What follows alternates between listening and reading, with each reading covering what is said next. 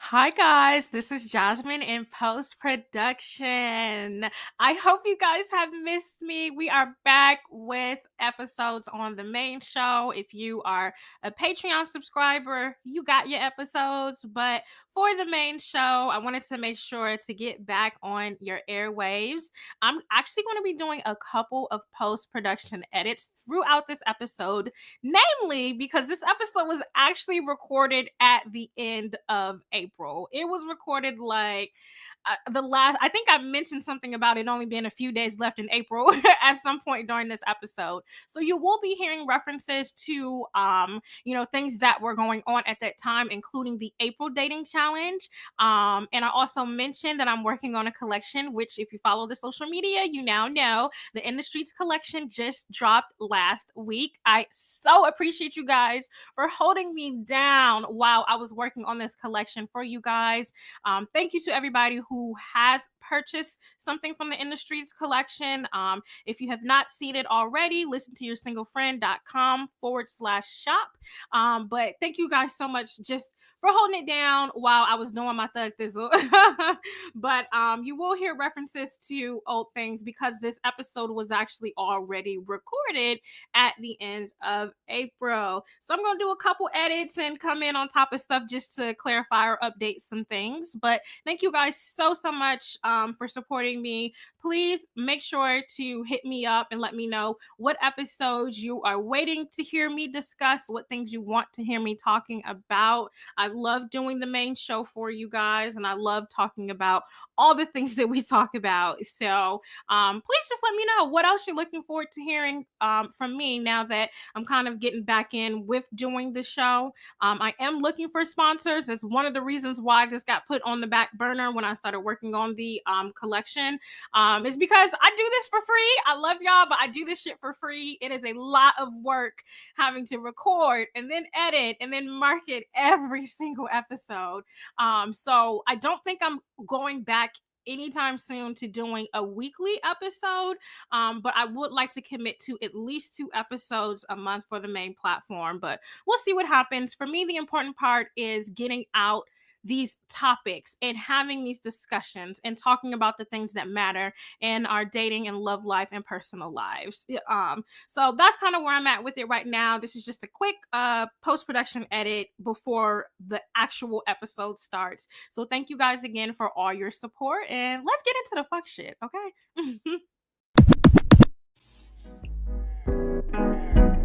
This is Jazmine with Listen to Your Single Friend. We're going to be talking about the good, the bad, and the lonely.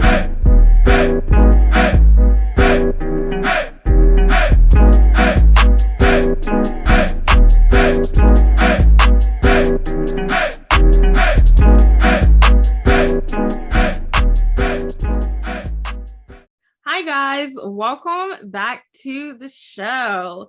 I am super excited to be back on your airwaves this week. As you have probably figured out, the recording schedule is just very sporadic right now. So you might get 4 episodes this month. You might only get 2. We're just going to see what happens. Thank y'all for being patient with me while I figure out this schedule. We are still in the middle of the April challenge. I got a lot of DMs this past weekend. Y'all are in the streets and I love it. I'm so excited. And you know, everybody's dating first date wasn't amazing, but I'm just glad that y'all accepted the challenge. So, and a lot of y'all, I just said, hey, give them another chance, go on that second date. The first date, folks, be nervous. It is what it is. But I'm excited that a lot of people are accepting this challenge. This week, we're actually talking about flirting and being approachable. And we have a special guest, Bianca, who is one of my really, really good friends and who I affectionately call Lady B. Hey, girl. Hey. So I'm excited about this conversation, and you're going to see exactly why I brought Bianca as the guest for this episode in a little bit. But let's keep the conversation going on Instagram and Facebook. That's Listen to Your Single Friend. Twitter is Your Single, FRND. And then make sure to tune into the accounts on Fridays for Screenshot Friday. I took a break last Friday just because I was really busy that day. And I posted it to the page and y'all were mad. Oh my God. Like, damn, can we take 1 week away from the shenanigans? But that's all right. We're going to be back to the shenanigans this week. So remember, I'm uploading these episodes to YouTube. Check me out over there. Make sure you go ahead to ListenToYourSingleFriend.com/shop for the merch. I cannot make any promises that I'm going to keep these sweatshirts up. I am working on the new spring/summer launch. So if you want to get the sweatshirts, get them now. I don't know if I'm going to keep them up after I do this new launch. So make sure you go ahead over there to get your merch. Bianca has on her shirt right now with the Listen to Your Single Friend logo on it. So, you know, we out here, okay? I might keep the shirt up too, but just make sure you go ahead to ListenToYourSingleFriend.com/shop. And also, I want to shout out to my patrons. Listen, I dropped a bomb Patreon episode yesterday, and I am just, it's not even been out a whole day yet. It's when your single friend finds love, when the single friend finds love. I may even add a little clip of it to this episode, but you know, I don't know. I'll think about it. But I may add a little clip of it, but it was a 2-hour bonus episode and it was damn good. So to get that bonus episode, $7 a month on Patreon. That's not that much money. What can we buy for $7, Bianca? That's not even my Chipotle order. Girl, yes, it is. My Chipotle order is like $9, but I do be getting double chicken. You're not helping the cause, Bianca. What do you get for $7? Like, $7 is not a lot of money, is what I'm saying. Yeah. You can get a candle at Marshall's. Yes. So listen, it's not that much money. So $7 a month. If you're already a Patreon subscriber, you got in the month of April for free. Because I knew I would be super, super busy, but I ended up dropping an episode anyway, and it was damn good. So there's 2 tiers. I dropped off the last tier and y'all will find out next month why, but there are 2 tiers, homie and close friends. Homie is the $3 subscription. The $7 tier is close friends. If you want to get those bonus episodes, go ahead to patreon.com/listen to your single friend and become a Patreon now. Now we are going to throw it back to last week's trivia. Bianca, I'm going to read off this trivia and I'm going to make you answer like the question. Okay? Okay. All right. According to a survey that the Knot did, online dating is now the most popular way to meet a spouse.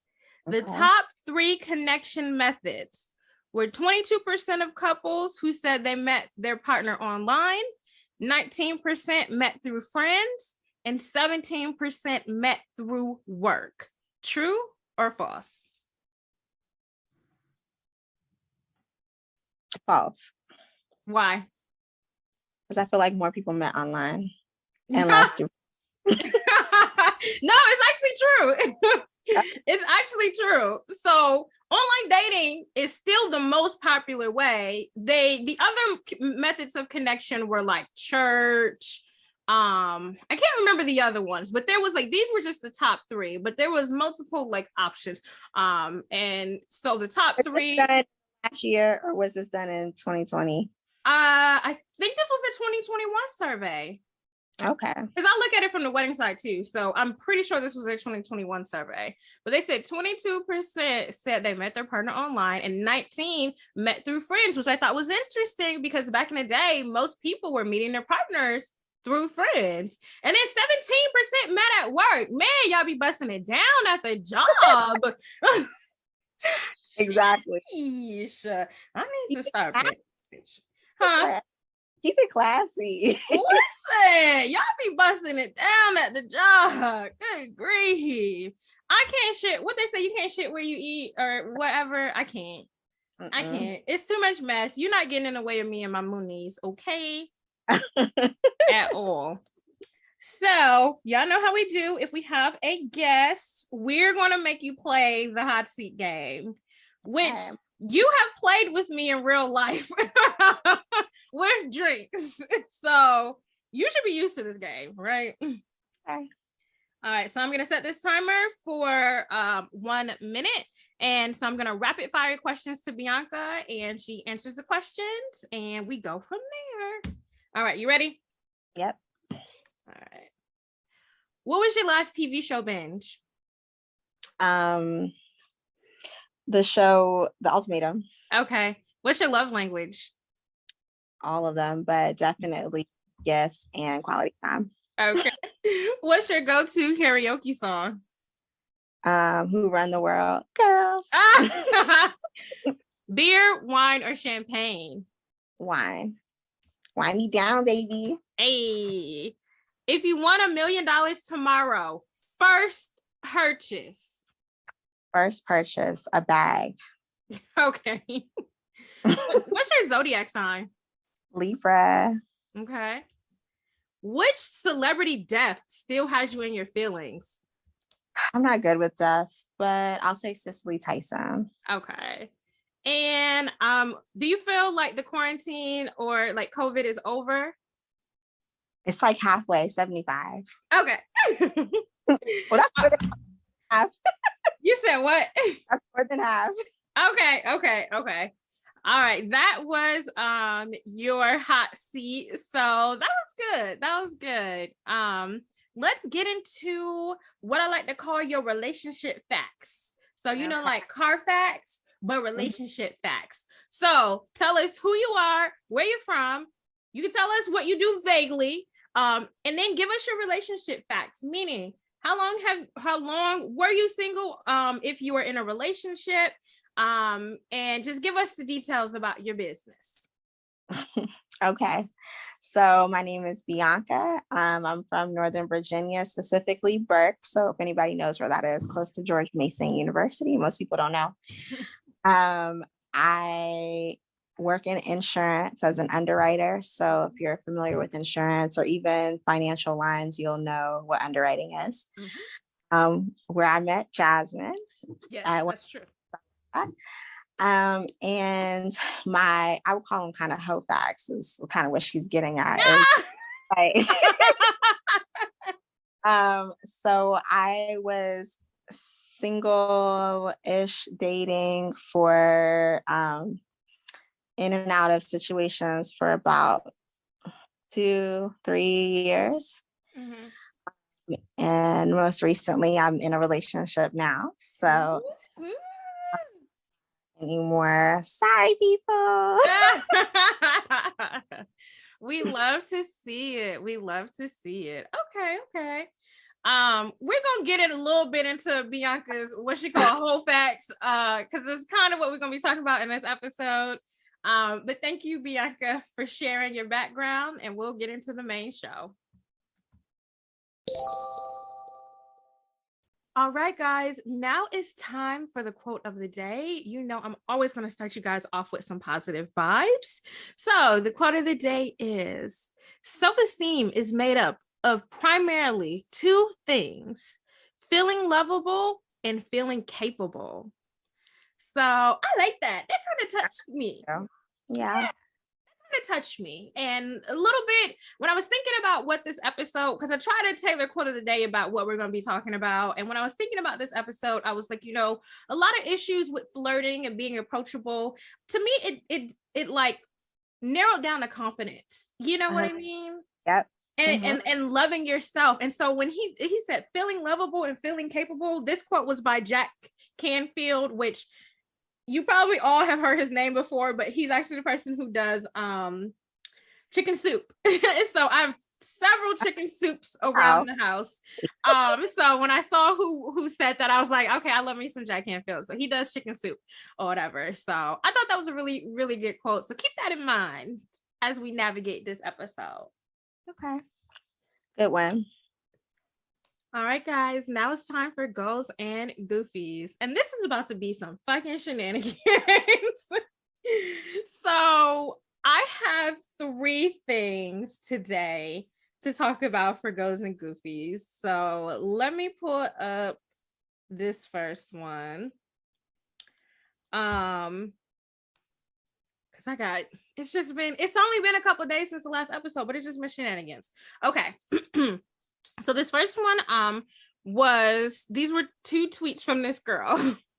So she said, I had met a man, and the next day he said he wanted to see me. So I'm like, okay, where are we going? He said, oh, he wanted to come to my house to cook and have wine. I gave him the address of the jail across the street and watched him circle the block for hours from my balcony. Then the next tweet is, I lived downtown by all the courts, and I literally sat 23 floors up and watched him circle, telling him I didn't see him. He at the wrong place, till I eventually blocked him. Play stupid games, win stupid prizes was the tweet. How you feel about that? Like that. I just feel like, I mean, I get it. Okay. We don't like the men who do this type of stuff. We don't. But have some, because there are girls who are down with this type of behavior. There are. Then speak on it. You don't have to be. That's the thing. Hold your ground. And as you said before, and as we know, advocate for yourself. Yes. What if you, okay, I'm not down with that, and we decided to take you out? Now we good. But he thought you were down with it. Men are only going to do what you allow them to do. So. Fair. Now, if you follow the social media, you already know this is my type of carrying on, okay? I'm just like, man, dude. And it's just because, so I'm working on my dating challenge too, y'all. I'm right here in the fucking swamps with everybody else. And so it's just frustrating sometimes. And I talked about that in the burnout episode. But it's frustrating when you're thinking that you're making connections, and multiple times a week, some man is like, oh, well, you should just come over. Or let me come over your house. And I have joked before about, because I'm in DC, I've joked before about sending men addresses to churches or to the White House or to the police station, just because it's funny. And because, like, stop with the lazy shit. Like, it pisses me off. But what's wrong with just saying that?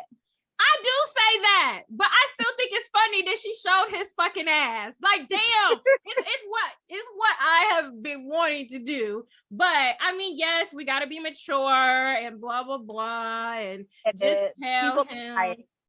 The people are tired. I get it. The girls are tired. Okay, the girls are really, really, really tired. So for me, I was just like, it was just funny. Like, yes, I just felt vindicated by this post. But I mean, obviously, I'm not telling y'all to go do it. I'm just saying that she's an advocate for this type of behavior. I'm just saying. I did feel vindicated, because it's just like, serves you fuckers right. Stop asking to come over my goddamn house. Like, oh, it's exhausting. So I'm not giving her goofies. You probably would give her goofies. I'm not giving her goofies. I'm just not. Okay, well, we're not on the same team with this. I'm gonna give her in between. You can give her goofies. I'm giving her in between, because it's like, I feel like, you know, he was immature by asking a complete stranger to come over her house, and she was immature by what she did. But it's all levels. What if they were on Tinder? How does that change it? Because I mean, the perception of what Tinder is no. That is the perception. I So, mean, like, I see it both ways. I get it. I never like that either. Yeah. It's just annoying. But I also don't like telling people to drive around. Yeah. I just thought the whole, like, the first time I read it, I didn't really pick up on the second half that she was on the phone with him, telling him he was going, like, the wrong place. She kind of took it a little bit too far. I had thought about giving men the wrong address and just blocking them and just not answering the phone. But the fact that she sat there on the phone with him kikiing, it's like, okay, girl, damn. Like, I'm here for the petty men always doing fuck shit. Yeah, like, they are. I get it. I just felt a little vindicated. I'm just saying. So maybe I'll get over that after my. Oh, I'm too nice. So yeah, after my dating challenge is done this month, I might be a little bit nicer. But I'm just like, fuck this shit. So I'm gonna give her in between. Bianca gonna give her goofies. So I read something else. Oh, Bianca, I thought you would get a kick out of this. So me and Bianca love this TV show called Love Island. Yes. So it's just, if you don't watch Love Island, y'all keep trying to make me watch The fucking Ultimatum, which Do you watch that? They keep asking me to watch that. I said that. That's the last show. Yeah. I'm not. I liked it because they're so young.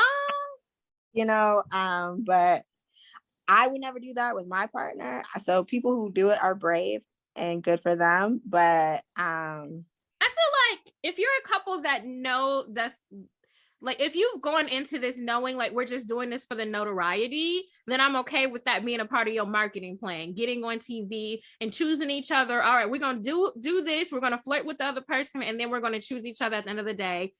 That way, huh? I didn't think about it that way. Yeah, but I would, from a strategy perspective, it makes sense. Because I'm like, what kind of couple would sign up for this shit? You know, right. like. So, but anyways, me and B, like, we love us some Love Island. Now, Love Island is messed too, but it's messed with accents. And they're wearing bathing suits the entire time. It's so good. So it's a British show. They have an American version, but I've never even watched the United States version, honestly. Yeah, but I think it's because it's too hard to get access. Like, this one's on Hulu, very easy. Yeah. Yeah. So there is this article came out and it said one harmless dating term has turned nasty. The ick. And so I thought it was so funny because I literally didn't I just say that to you? You did. Yesterday. Like, ick. Uh-huh. Yeah.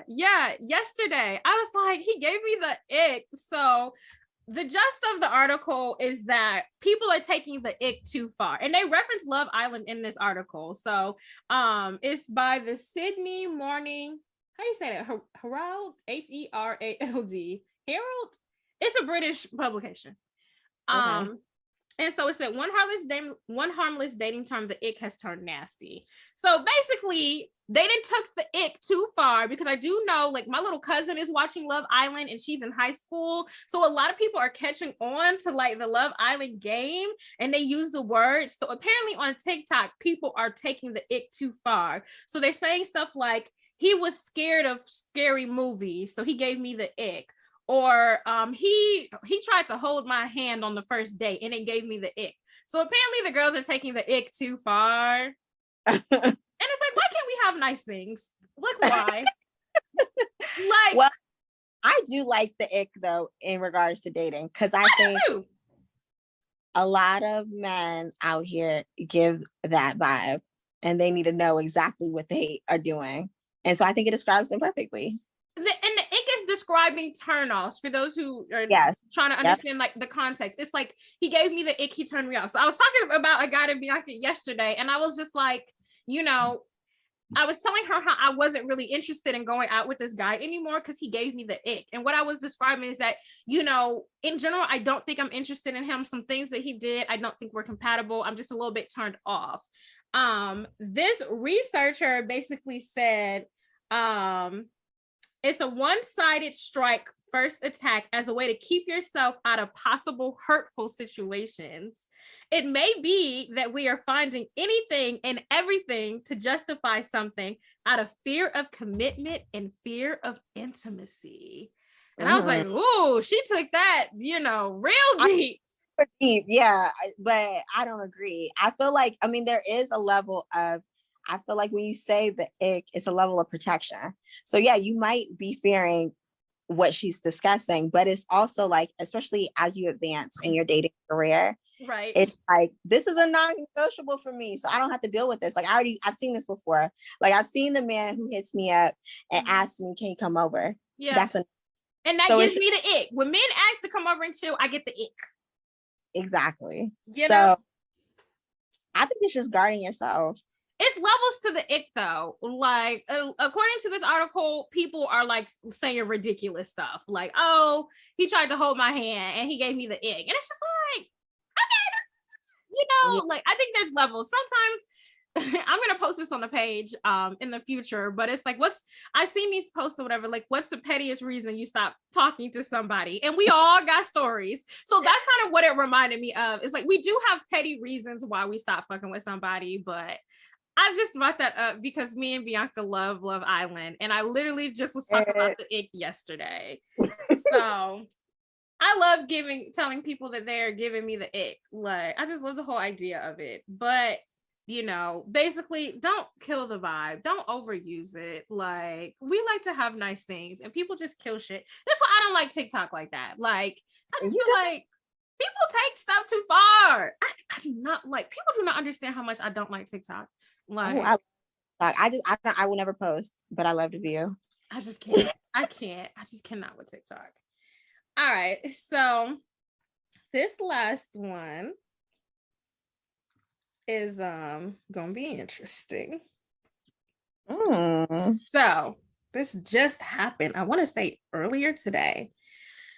NFL quarterback Cam Newton was on a podcast, and here we go yet again with men getting on podcasts saying shit. I'm so tired. What'd he say, girl? What'd he say? So I am going to play this into the microphone. When I listen to this in post-production, y'all, if it don't sound good, then I'll just put the real recording on top of it. But I'm gonna play this so you can hear this, Bianca. Okay. I had a perfect example of what a man was in my life by my father. My parents have been together for 36, 37 years now, and it's a beautiful thing. I grew up in a 3-parent household, my mom, my father, and my grandmother. And I knew what a woman was, not a bad bitch. Okay, what's the difference? A woman. Okay. A bad bitch is a person who's just, you know, girl, I'm a bad bitch. You know, I'm doing this, I'm doing that. I look the part, but I don't act the part. Okay. You know, and it's a lot of women who are bad bitches. And I say bitches in a way, not to degrade a woman, but just to go off the aesthetic of what they deem is a boss chick. Now, a woman for me is handling your own, but knowing how to cater to a man's needs, right? And I think a lot of times when you get that aesthetic of like, I'm a boss bitch, like I'm a this, I'm a that. No, baby, like, but you can't cook. Okay. You don't know when to be quiet. You don't know how to allow a man to lead. This is Jazmine again from the editing room. Okay, so I just want to point out the fact that we talked about this back in April about fucking Cam Newton, and then just a week ago, his girlfriend, Jazmine, went viral talking about all this submission nonsense. So I actually think that this is so hilarious that we talked about Cam and just the way that he carries on about relationships and women, just for his girlfriend to go viral just last week in real time because she's going on and on and on about submission and shit, when honestly Cam ain't all of that. Like, I am going to probably address that whole clip of hers. I'm either going to do it in the next episode, or I'm going to do it just straight to the Instagram or social media pages. But I am going to address her commentary. But I just thought it was very funny that we had talked about Cam Newton and his fuck shit, and then his girlfriend went viral basically because of his fuck shit. So, yeah. So, I already know where you're going with this, so this is about to be an interesting conversation. And I brought this up for you. Listen, I was real tactical about this. He is trending on Twitter, and everybody is pissed off at him. I am actually going to let Bianca take a stab at this first. So, I mean, it's giving Kevin Samuels-ish, and I already know your feelings about that, but I'm like hate me ladies, but I'm a semi Kevin Samuel-ish fan. I definitely believe in gender roles. Do not get on my show talking about you a Kevin Samuels fan. You agree with some of his philosophies. Okay, yes, and I agree. I agree with his philosophies. Hi guys, it's Jazmine again in post-production. So I just wanted to address this quickly. If you follow this platform, you know how I feel about all these male podcasters who are using their platforms for spreading like negativity and demeaning women and just being horrible and nasty. And I don't like none of that shit. I feel like men just get on these platforms and just say horrible things about women, and they get hate shared all across the world, but we're giving them content and we're giving them interactions and we're giving them views and we're giving them likes and we're giving them shares, and we really have to stop entertaining that shit. But whatever the case may be, obviously some comments were made on this episode about Kevin Samuels. After this episode was recorded in April, as most of you know, Kevin Samuels did pass away. I just want to say here and now, I said what the fuck I said. I still stand by what I said. If you build a platform tearing people down, you cannot ask the specific people that you tore down to have some sort of sympathy. So I don't give a fuck what any of these hoteps or any of these like incels have to say. Nobody's celebrating someone's death. But what I'm not going to do is sit up here and act like I feel bad because someone who literally said the week before that I'm used goods if I'm single over 35, I'm not going to sit up here and act like I feel away. I'm indifferent about the situation, quite honestly. But do not let these little knuckleheads sit up here and make you guys feel bad for being happy that that man is not around spreading his negativity. I don't feel bad. I said what I said. So if that's an issue for you, I'm sure there's plenty of Kevin Samuel videos for you to watch. His legacy shall live on. Unfortunately, there are other male podcasters out there who are in a mad dash to take over his spot. So this whole thing, he didn't start the incel movement. He just made being a Black incel okay. And so a lot of these male podcasters who were trying to lead this charge now, unfortunately, are just doubling down on their nasty behavior. And I'm going to call them out every single time, living or not. So I'm not editing this episode or the comments that I made. I am aware that since we recorded this, he has passed away, but my commentary stands. So, prayers to his family. But you just cannot build a lifestyle around negativity and then expect positivity after the fact. So it is what it is. So in the ideal that I believe in his philosophies, I agree with what he's saying in that at first I didn't know where he was going with the whole bad bitch thing, but I do agree that women now, because we're so self-sufficient, that we're lacking that ability to follow the lead. But the other caveat to that is that men aren't showing us the ability to make us want to follow them. Period. So it's a give and take.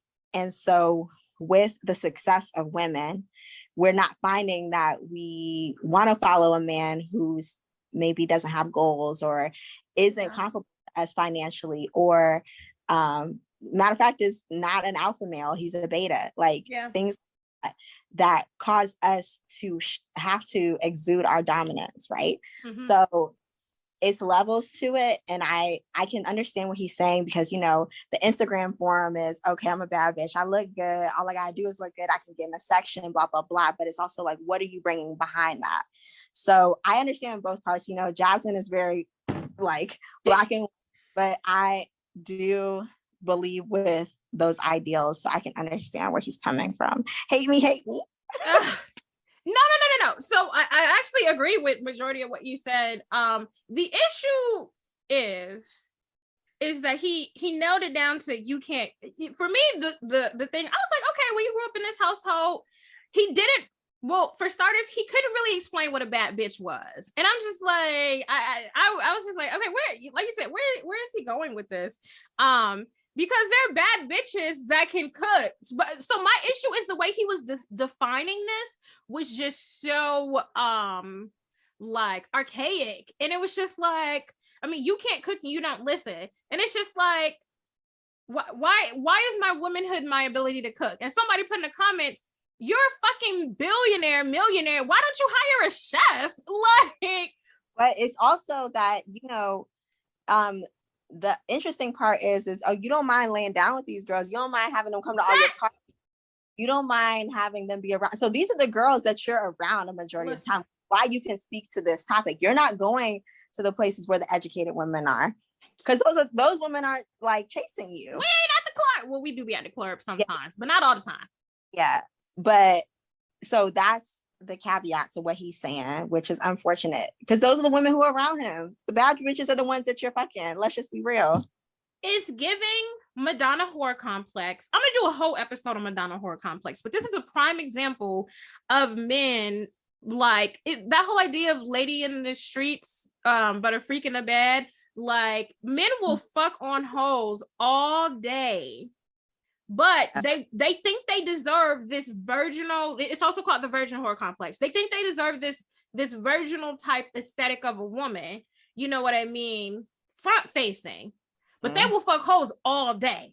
You know what I mean? But they don't respect them. And so it is very hypocritical for a man like him. If this was coming from a Russell Wilson or a man who actually, you know, had his shit together, it'd be different. But Cam Newton, quick fact check, has 5 children, I believe. One baby mama has 4.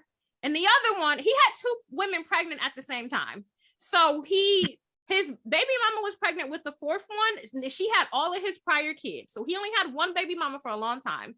Then she was pregnant with the 4th one. He knocked another girl up who, according to the internet, is an IG model girl. So it's like, what the fuck are you really saying? It's like these men, it's not always to the Kevin Samuels point, to a lot of the points that these men make. It's not necessarily that what they're saying is off base. And yes, they are allowed to have certain preferences in the woman that they want to date.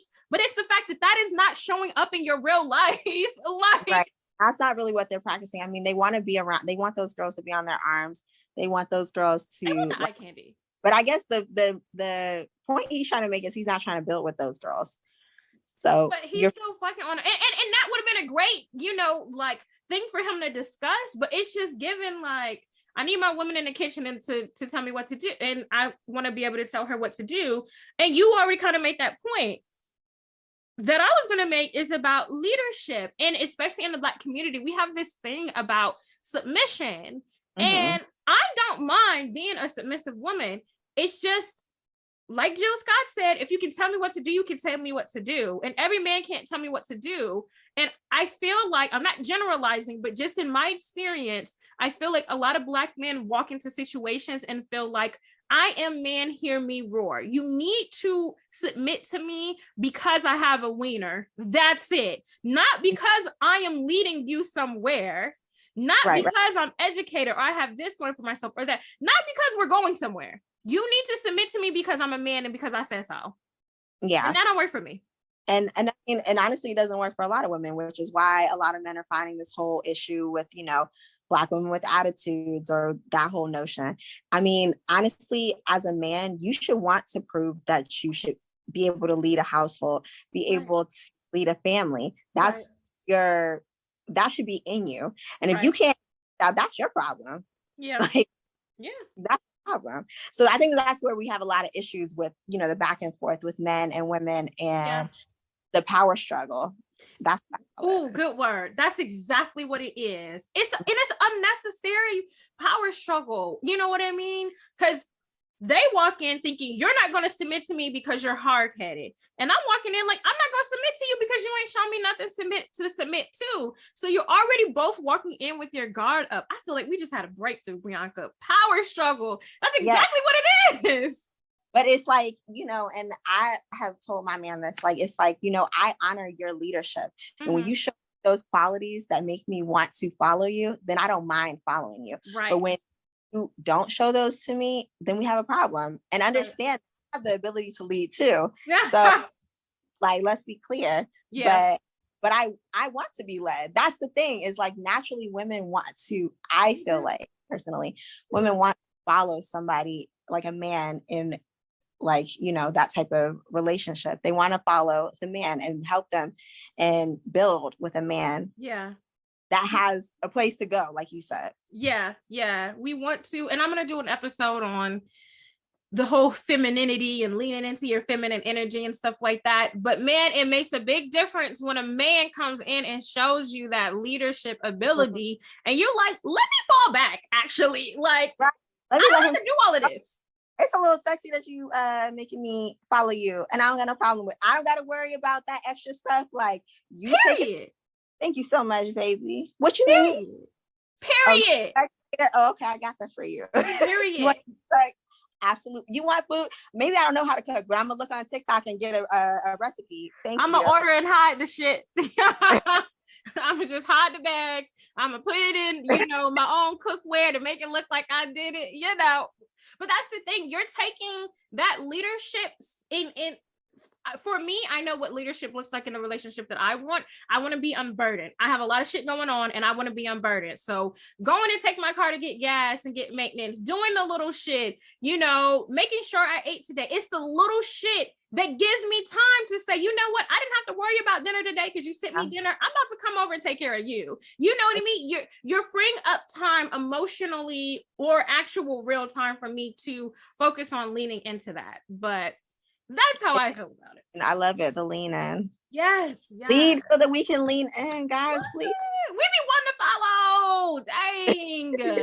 Dang. So, I'm gonna have to I really want to give Cam in between, but I think that he just worded this so poorly. I'm gonna have to give him goofies. I just have to. There were parts of it where I was like, I don't see why people are mad at him. He grew up in a certain type of household. You know what I mean? But you're a freaking millionaire. What are you? And you're a millionaire who also surrounds yourself with bad bitches, and you have 5 children. And I just feel like it's very interesting that that is always the thing for me, honestly, with these men that get on these podcasts and talk crazy shit. They're very hypocritical. And it's just like, you got a lot of nerve as a 5-time baby daddy. I'm giving a 2-time baby daddy, if you want to be he got 5 kids. He did not commit to that first baby mother. Like, he just got a lot of nerve. Like, and Nick Cannon be on that shit too, talking about what a woman should be and what they should do. You are not showing up in the way that I can't even respect what you're saying because of your situation. And that's what it just comes down to. But he wasn't particularly wrong in like what he was saying in general, but it was just like.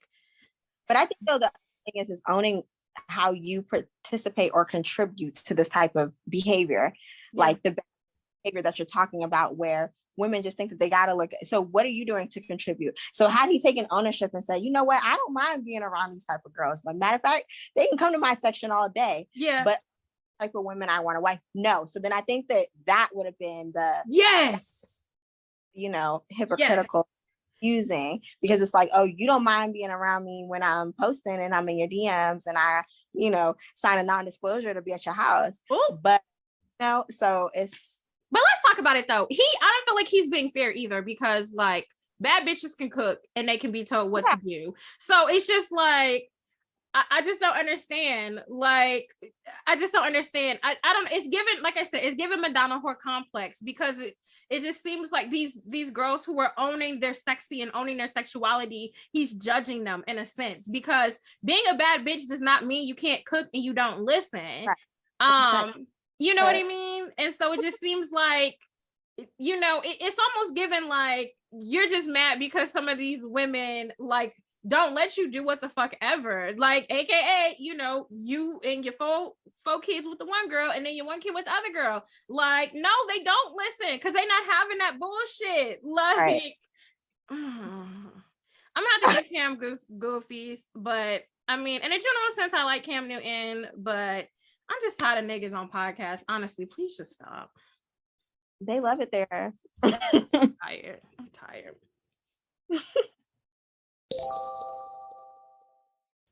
All right, guys, now it's time for the main segment. I am super excited about this.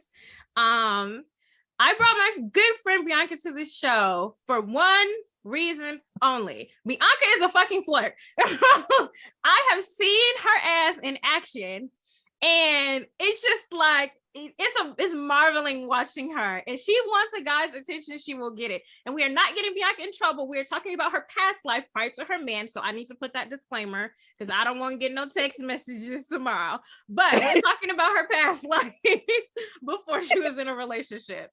And I just have noticed, like, I feel like people who like are good at flirting are just good at people in general. Like, just in me paying attention, it seems like people who are good at flirting, it's almost like they're flirting with everybody they're talking to. Like, they're talking to old people, they're talking to babies. It's just kind of like they always have this like air of like confidence and friendliness and approachability, because flirting is not always sexual. You know what I mean? So it's interesting. People who are good at flirting just seem to have this air about them. I want to do a quick definition for y'all before we get into the goods. So I want to define what flirting is. According to Wikipedia, flirting, or I don't know how to pronounce this word, coquetry. It's a social or sexual behavior involving spoken or written communication, as well as body language by one person to another, either to suggest interest in a deeper relationship with that other person, or it's done playfully for amusement. Do you agree with this definition, Bianca? 100%. Okay. Yeah. So it was multi-layers into this, and we're going to break that down in a minute. But in general, when I think about what flirting means, I think it just means giving a guy an opening, or what I like to call like the green light. We kind of talked about this before in my shooting your shot episode, but everybody isn't about that shooting your shot life. So we're going to go up at this at multiple angles. But first, Bianca, I just need to know, what is your flirting philosophy and how the fuck are you so good at it? So like kind of similar to what you said, I think it's all about being approachable, and similar to what you said in the quote in the beginning, you have to have confidence. You know, you can, I don't know if you've ever seen somebody who could be the most unattractive person in the room, but if they bring you that confidence, it's like, wow, ooh, something about them is super attractive, you know? So it's the confidence factor. And then it's also, it's making that person comfortable to be around you, to be in their space, your space. So I think that that's also very valuable. So yeah, I agree with you 100%. Flirting is not just in person. I think typically when we think of flirting, we're thinking about it like, oh, I see them, I'm next to them. But it's also in how you engage with somebody that you just meet online potentially, or you're trying to get somebody's attention, or even on the phone, like when you're creating that banter, you know, on a person, or even a person that you know that you're trying to take it to that next step, you know? Yeah. So for me personally, I'm going to speak for the girlies. I struggle with flirting. And I'm going to explain why. I get very, very self-conscious. And I'm in my head in general, but I'm always in my head about flirting. I'm such a Virgo. I'm such an overthinker. So for me, Bianca's laughing because she knows it's true. Like I go into professional networking mode versus flirting mode. I'm really good at people in general, but I think I talked about this before. I have this inability to like turn on my networking mode with men sometimes, because I just get, so I'm still friendly, but I'm not showing interest. And that's why that definition was important, because it's about either having fun, or because flirting does not always mean I'm trying to bag. You know what I mean? There are people in relationships or married that still will flirt with people. But it's not always trying to bag. It's just showing interest in that person. And I think that's, for me, always the biggest disconnect is I'm friendly, but it's never like, oh, Jazmine is interested. And for me, it's just because like I'm scared. I'm always scared like the guy has a girlfriend that's like nearby, and like she just stepped away and I just caught him at a good time, or that he's off the market, or what if he's gay, or what if he doesn't like me? And it's just like, by the time I have overanalyzed the fuck out of this situation, like my nonverbals are cold. I'm not in a good spirit anymore, and the moment is gone. Am I absolutely ridiculous, Bianca? I feel like my concerns are valid, but you know. They're valid. I mean, it's not like, you know, flirting doesn't always come natural. And I'm not going to say that I woke up and I was like, ooh, I'm a flirter. But I feel like nobody likes rejection. And that's part of the main problem around the whole concept of like flirting. And you're putting yourself out there and hoping that somebody accepts that place that you put yourself. So like you said, expressing that interest and getting the feedback that you want is important. But I think that one thing that I've learned in trying, when I was like flirting, is, you know, trying to be effective at it, is that it's not always it might not always be the outcome I want, but it's the outcome of engagement, that outcome of responsiveness, because the more but it's like an interview, like the more you interview, the better you get.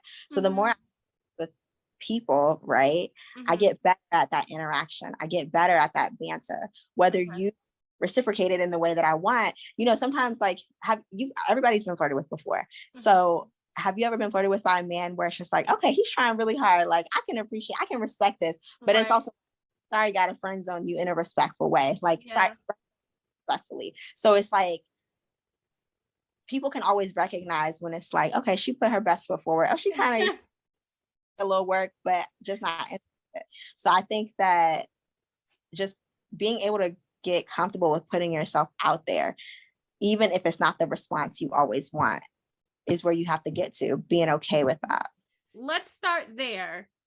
Let's start with that first bit you said. How do we get comfortable? Let's ignore the rejection piece for a minute. How do we get comfortable? Because that's the thing. I'm just like I said, I'm good at people. But when the people are men that I'm attracted to, I'm gonna tell you about something embarrassing I did the other day. I shouldn't even be talking about this, but it was embarrassing. I was out or whatever, and there was this guy that I had my eye on. And so, and he was okay or whatever, but I was just like, I was just curious about him. Wasn't like, oh, I want to bag him, but I was just curious about him. Like, oh, who's he at this party with? Whatever the case may be. And so I saw him talking to like a couple of the girls. It seemed like he came with this one girl, but I knew for a fact that she wasn't with him, like they weren't together. So I wasn't clear on his vibe or whatever. So at one point, like he comes up to where I'm sitting at, and like everybody's dancing to this song, and I'm sitting in my chair and I'm like dancing in the chair or whatever. So he's like engaging with me, but this happened afterwards. What happened before that is he came and sat down on my right side. And so when I came back to sit in the chair, I turned to my left, like looking towards the party and people dancing. And so I had the opportunity. I know this is so embarrassing. I had the opportunity, and that's the thing. Everybody who was sitting down to the right of me, everyone who was talking to me, I was engaging, but I also knew them. You know what I mean? But everybody who was sitting down at the table, like while I was sitting down, this was when I wasn't like up partying and dancing and stuff.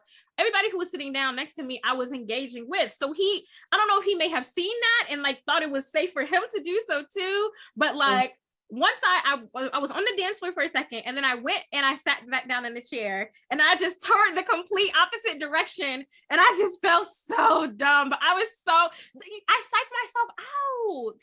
Yeah, I think it's and he did come up later. He did come up later and did the whole, when you dancing and somebody like points at you, he did that later. But at that point, I didn't know what to do.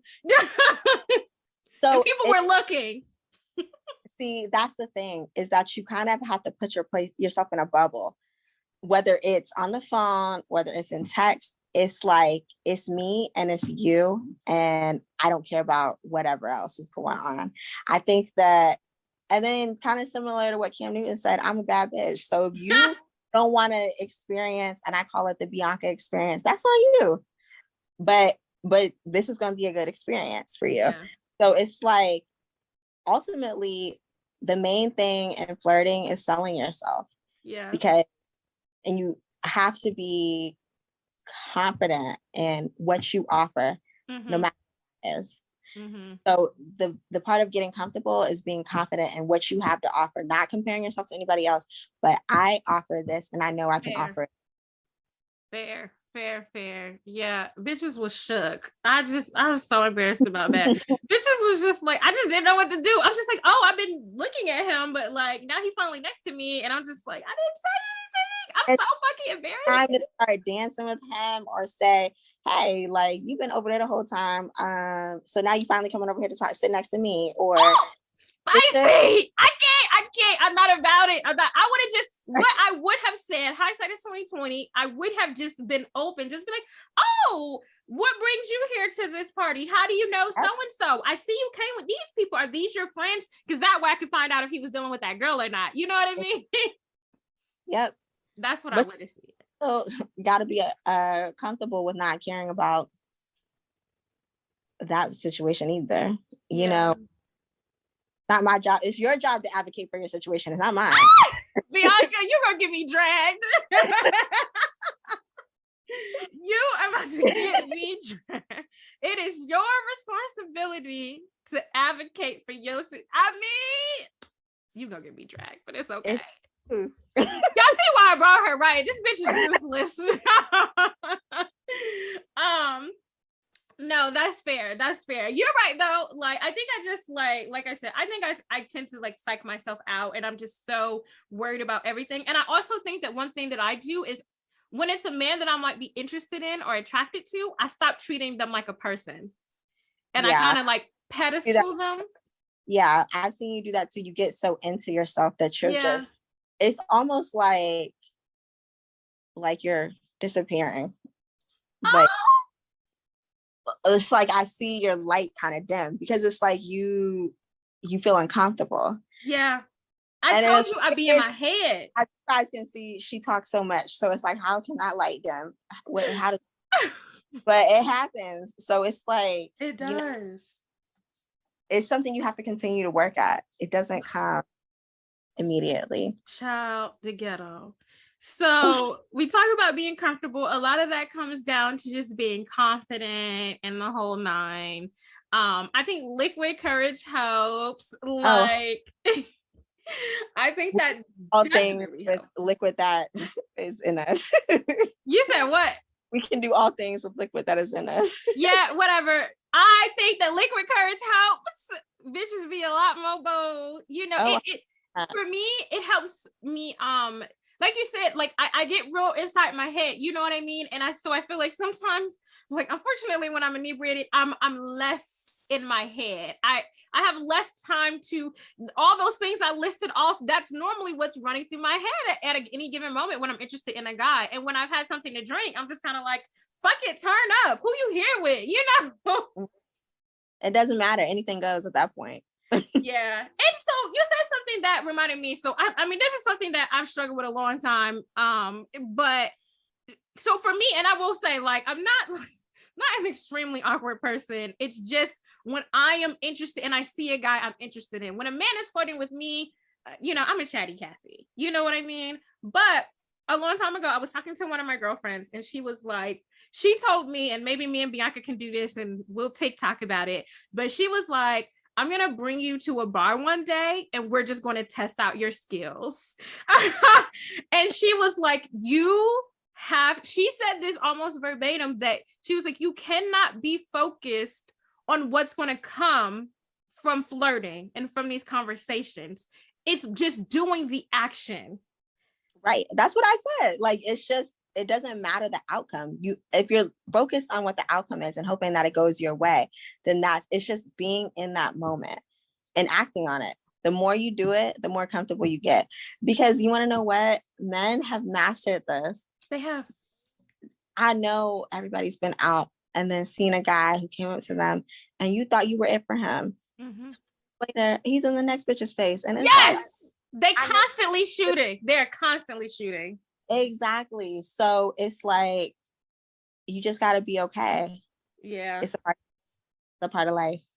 I know, but you know, women are so rejection adjacent, because some girls are going to listen to this episode and just be like, well, why does it matter? If he wants me, he wants me. He's going to deal with me in my awkwardness or not. But it's just like, no, sis. Gotta, you know, and one thing for me about flirting is giving that splash of personality. I feel like you have a short time frame to make that connection and just say, you know, do something. And that doesn't mean say something off the wall, but just give them a splash of personality. You know what I mean? Mm-hmm. So I think that matters too in flirting, just kind of showing them, like you said, like I talk about the Jazmine experience on the show before too, and everybody should say insert my name experience. You know what I mean? This is what you get when you deal with the girl. And like, I mean, I always bring dating back to interviewing, because it's like you constantly are having to set yourself apart, unfortunately. Yeah. So I see within this short time span that I have your attention, this Bianca experience and how it can be for you, right? Oh. And that this is something that you want to engage in for a little bit of time. Yeah. Great, good for you. Happy for you. I applaud you. But you know, at the minimum, you want to engage in this So it's like, get in there and get it done. And don't be committed to the outcome. That's hard for me. But I think at least for me, I need to at least focus with like the basics and not clammy up, because it's like, if it's a regular guy and it's just like, oh, he's cute, but I'm not tripping or whatever, I have no problem. But like, once it registers to me, like, I am being flirted with, like, I'm just like, I don't want to fuck up. Like, but it depends on how much liquid courage I got, because you know, if I got a little liquid courage, then I'm gonna sail right through that. But you can't depend on liquid courage. First of all, I don't even drink like that anymore, so I can't depend on it. So that's why I'm just like, COVID changed the people's tolerance. I get it 100%. Yeah. I also think, you know, that is also a good sweet spot of where you can target your flirting practicing. It doesn't have to be your ideal person, right? It can be the mediocres and the averages. Because as Drake said, they were practice. You can be practicing and let me see how I can engage with you. Let me see if this is okay. Because now I have that comfortability. If you don't fuck with me, I don't care. Yeah. Because I don't fuck with you for real either, right? But it's like, it at least gives you that place. But if they do fuck with you at average or okay, it's like, okay, I can deal with this, right? Yeah. But I think that that's a good place where people can start. Yeah. If you want to get into that game. One thing I talked about this in the episode, when because I am good at people. So one thing that I did so initially I was trying to do this so I can get better at flirting, but it just made me better all at people in general. I can't remember what episode I talked about this on, but the elevator thing, I have learned to be conversational on the elevator, and this is where I get my practice in. You know why? Because you have a elevator pitch. You got 60 seconds to make an impression on this person, and whether it's talking bullshit about the weather outside or girl, where'd you get those shoes or whatever, you got 60 seconds until y'all get to the floor y'all going to make an impression. So what I would do, and I don't be on I don't be nowhere lately, but you know what I used to do when I'd be on elevators at my old apartment buildings or at work is just spark up conversation every time I got on the elevator. Because otherwise, what do? We get on the elevator, we get in our phones, have our headphones in, you know? Yep. And that's, I think it's interesting that you bring that topic up. I think part of the reason why people probably think that I'm super flirtatious is the fact that I'm always going to ask people questions. I'm pretty much going to get in your business a little bit, like, and sometimes it's intentional, sometimes it's not. I just want to kind of know, but it's like, hey, I noticed that you have on those pants. I thought I saw them at Zara, but they look really good on you.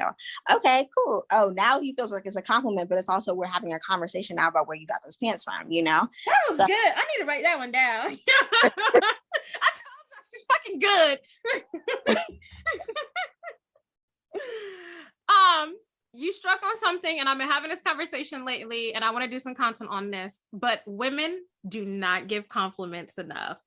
Yeah. And that's, I think, part of the downfall of the flirting piece for women. Men, especially even now, like more so now than ever, I feel like men want to hear compliments almost sometimes more than women. It's like they want to hear that they're handsome. They want to hear that they look good.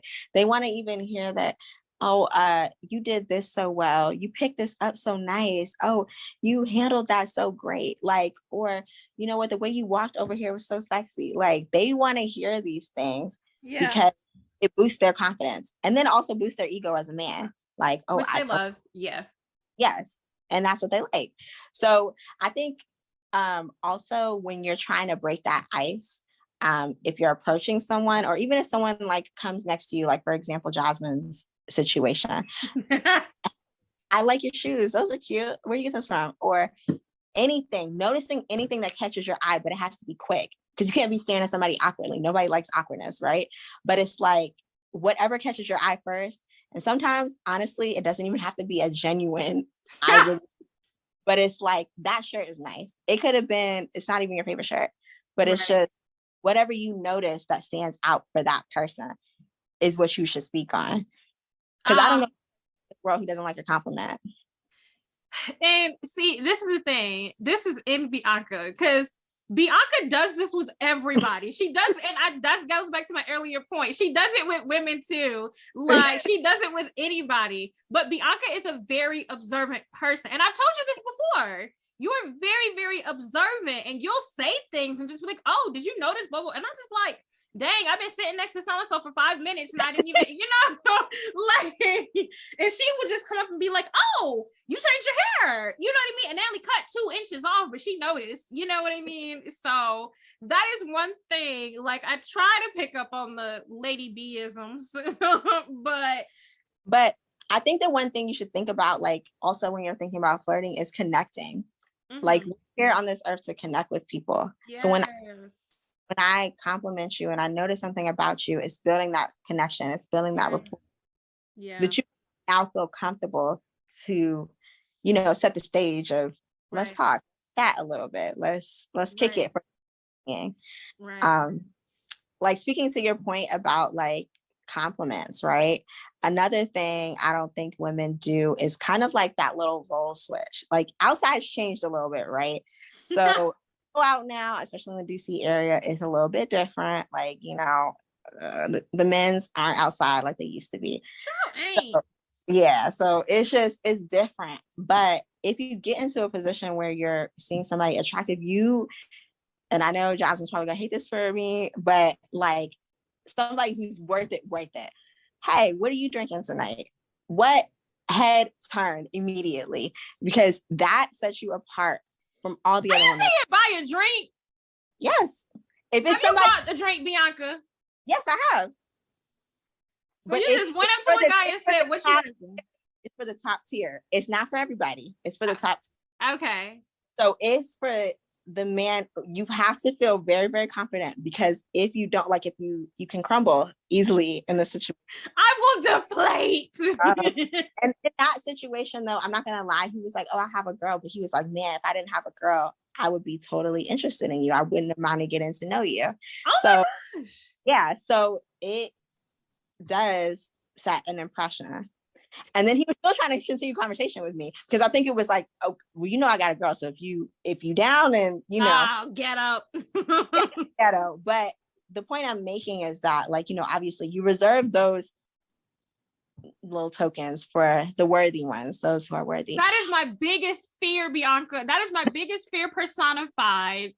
You shot your shot, and he had, that was literally the first thing I listed. That is one of my biggest fears. How did you react in that situation? Big shot to the ego, because I definitely you trying to bag. I was trying to bag, and I also felt really good that night about myself, right? Mm-hmm. But so it was a huge shot to the ego, especially because like this, I think I've only done this 2 times in my life, so that was like the first time I did it, and I was like, damn, like what a waste of my money, right? But then eyes glued the whole night, glued. So it just lets you know that it's like that sets you apart. So if you had the opportunity to do that with somebody who was available, you're set apart for the entire night.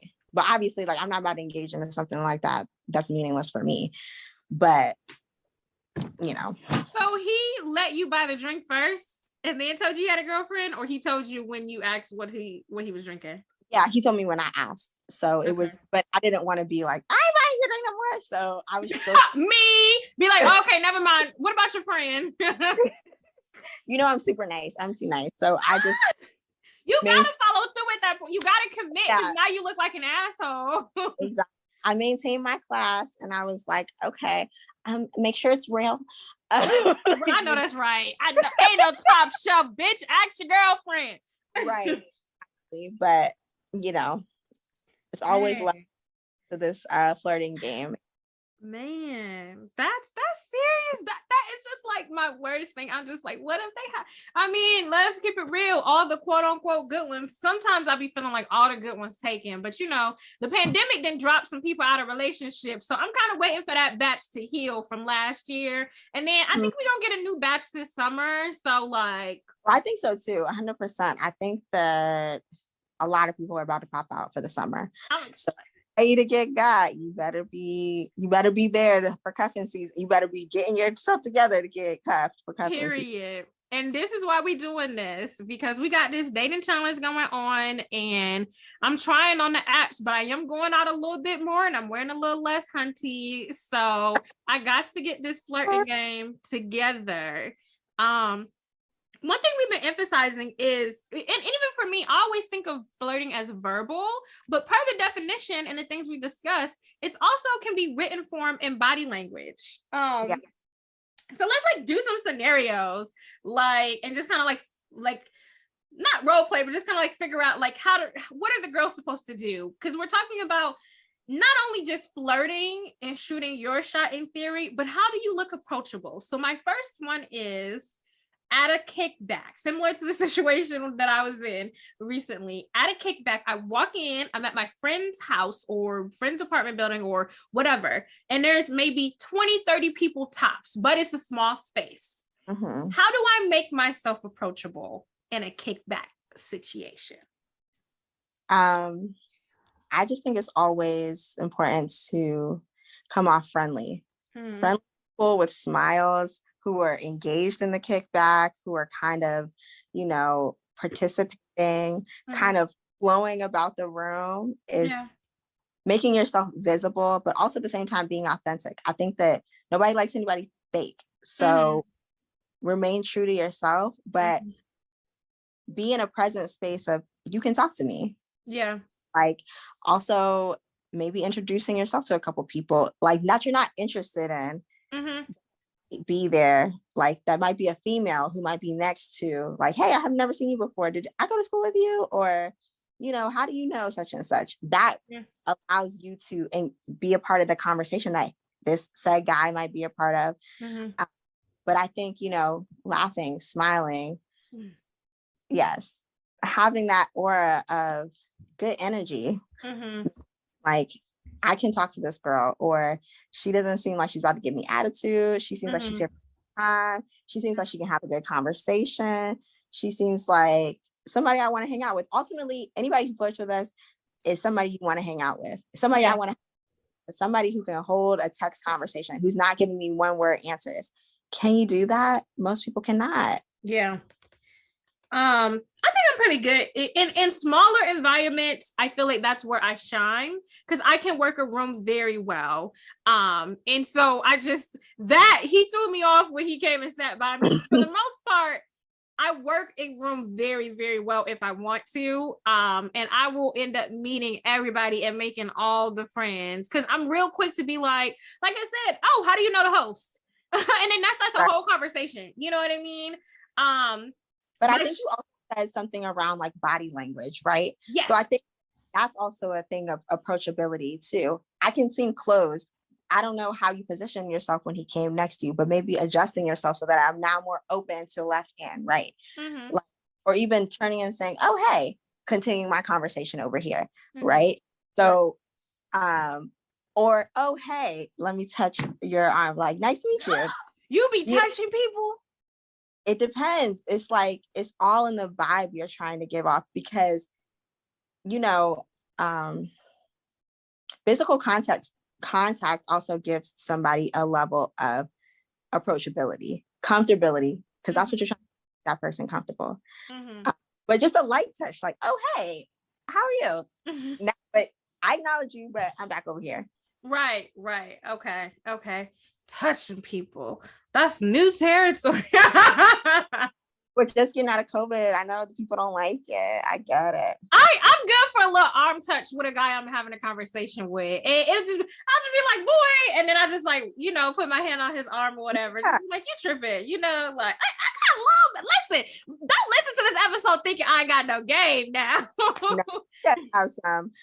Body language is the hardest part to read when it comes to a person, and like what they're open to it or whether they even like it, because physical touch is also a love language as well.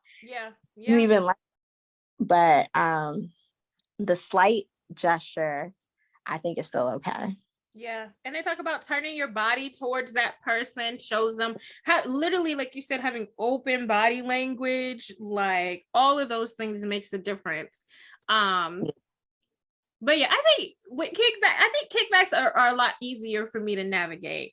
My biggest thing is there's only so many of those, and I've only made my room about, I only have so many friends having kickbacks. So I probably know most of these people by now, and I already know who I didn't talk to or want to talk to. So I want to move on to the big leagues, which is the bars. We can say clubs too, but I'm more of a loungy bar kind of girl. How Sway? Let's do this two ways. If I want to be approachable, and if I see someone I'm interested in. Okay.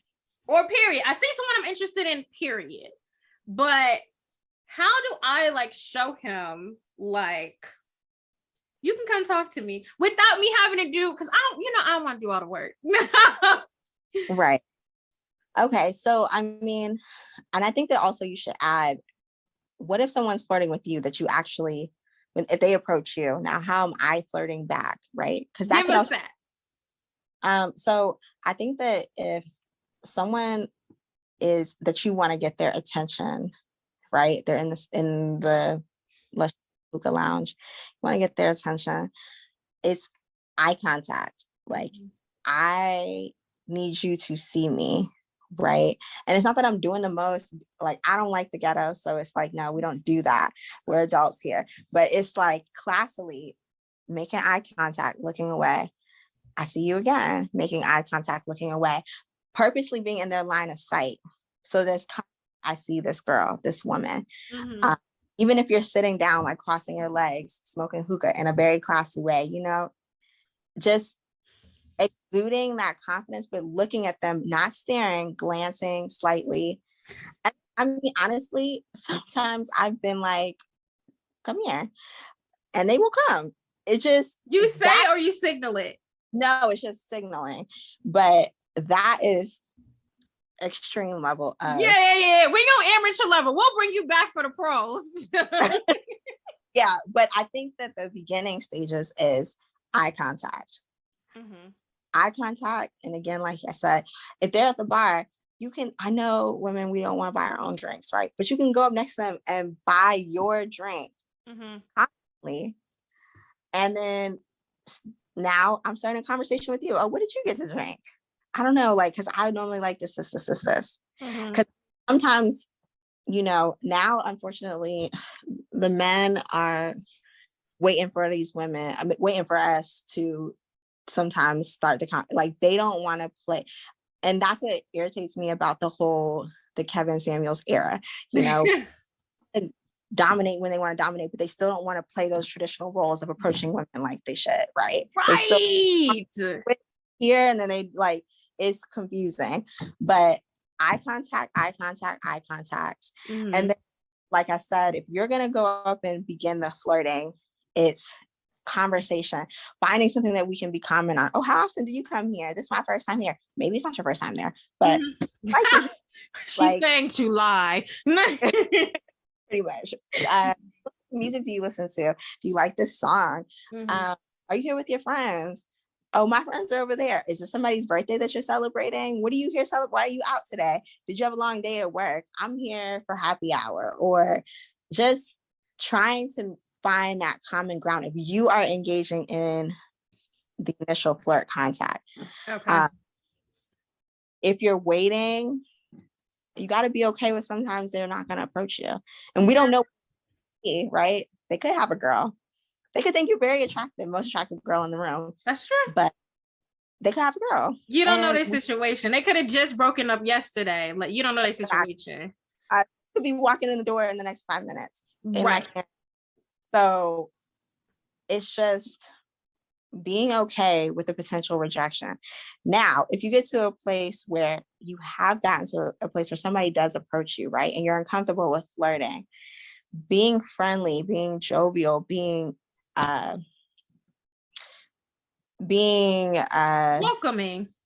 welcoming, having the gestures of playful, men like us, like, or also giving them something to desire, challenging them, like, okay, yeah, it was nice talking to you, but I walk away, right? Give them a look. It's like, because unfortunately, men do like that. Talk to them for a little bit and be like, oh, okay, it was nice talking to you. Got to get back to my friends. And then I was just going to ask you, how do you seal the deal? Like, now I'm making eye contact with you. I'm letting you know that I'm still interested. And when I get back up and walk past you to go to the bathroom, you can talk to me again. Okay. I'm opening the door for you. Now, when they engage with you again, if you are interested, now you say, okay, it took you long enough. Or I didn't know if you were going to come back up to me, but I'm glad you did. Like, reassuring them that it's like, you know, thank you so much for this. Like, because men like that little, hey, pat on the back, you did so good, even though that's what you're supposed to do, man. That's your job. But they like to hear it. They want to, but it's like, okay, I'll let you feel it. No problem. Okay. Thank you so much for coming back up to me. Let's exchange numbers. And, or if you're very confident, again, like I said, you can walk back up to them and walk to the bathroom and be like, hey, just wanted to give you my number. I'm about to leave. Boom. Wow. Mind blown. Like, have you done that before? Don't be giving us stuff you ain't did. I'm telling you, I've seen a friend who's done it before. Okay. My friend is way past me in the flirting area and has bagged men in Surfside. If you're from DC, you know where the Surfside taco stand is. She's bagged Surfside taco line. She's bagged men in the club, just like literally pointed, I want that man. And that man had her number, taking her out the next day. Dang. Like, bag men, we're going to get in that section. And we're in that section. So it's like, now her confidence is way out of this world, right? I know exactly which one you're talking about too. She got it. Yeah. It's just like, again, levels, but I think that confidence is where it starts. Yeah. Presenting that, you know, that place of comfort, you know, approachability, finding that commonality. What do we have in common? Yeah. Even if it's small as like, I come here every Friday, or I love hookah. What's your favorite flavor? Oh, you like Blue Mist. Okay, great. Like, me too. Finding something that you guys can, even if it's just for a quick minute. Yeah. So something that I was gonna say, two things. One other thing, sometimes the guy is scared too to approach, and he may wait until you're about to walk out the door. Doja Cat actually has a line in one of her songs about this, about men waiting until you leave to try to holler at you. This has happened to me several times, so I know it to be true, but don't assume that because he didn't say nothing the whole time that he's not interested or not still gonna try. He's just waiting for you. Oh, another thing, walking around. One thing I make my friends do is we gonna walk the floor. We gonna walk this floor and see who the fuck here and make eyes at the guys. Okay. Scope out your territory, because the first guy you may see, it may be somebody else around the corner that looks better. So scope it out. Walk the floor. Yes. And the guys who might wait till the end is also where some of them are scared of rejection too. So if I wait till you leave, I don't got to see you for the rest of the night after you told me no. Exactly. You know? That has happened to me. And it's like, I've noticed the guy like watching me the whole time. And I'm just like, is he gonna say anything? And it literally waits until I'm putting on my coat, walking by him. But that was the thing. He was waiting for me to come by him. And so at that moment, he took a shot or whatever. But like I said, it's, you know what I mean? It's multiple levels to this. One time, I'm a different person when I'm out of town. I don't know if I talked about this on the show before, but my confidence and just like my whole energy is different when I'm out of town. If I applied my out of town energy to my in town energy, like it just would be so different. But when I'm out of town, I just like, because the thing is, I don't have shit to lose because I'm leaving in 5 days. You know what I mean? So I am constantly bagging niggas when I'm out of town because I don't give a fuck. So one time I was in New Orleans and I was walking down Bourbon Street. And, Bourbon Street is busy or whatever. And so I turn around and I see this guy. Like as we're walking by, I see him or whatever. And so like I turn around and I see this guy and I look over to my friend. I was like, oh dang, he's kind of fine or whatever. Like he's standing like outside one of the places. And then I turned around again and I was just like, he kind of fine. That was all it took, honey. I turned around, he was like 10, 15 feet away from me, but he noticed me noticing him. I didn't have to say shit, but I was looking dead at him though. And so he was likely watching me talk to my friend about him. He couldn't hear me, obviously, but that is a nonverbal. I didn't do shit. Okay. Yeah. I did not do shit.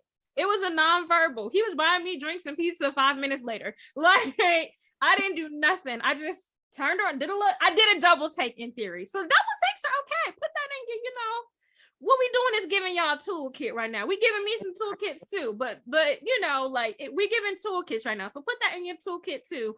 Because I think I told this story on the Shooting Your Shot episode. That happened to someone I know who's married. She actually walked by the guy 3 times. She walked by to the bathroom, and then I think she walked by again.